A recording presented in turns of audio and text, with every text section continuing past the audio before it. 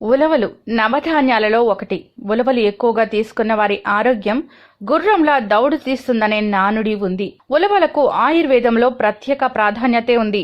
జ్వరం, జలుబు, gastric, peptic అల్సర్లు, కాలేయ, మూత్రపిండ సమస్యలను తగ్గిస్తుందని ఆయుర్వేద నిపుణులు తెలిపారు. ఇక ప్రత్యేకంగా మహిళల్లో వచ్చే నెలసరి సమస్యకు, అధిక చెమటకు కూడా చక్కని పరిష్కారం వీటితోనే సాధ్యమని పేర్కొన్నారు.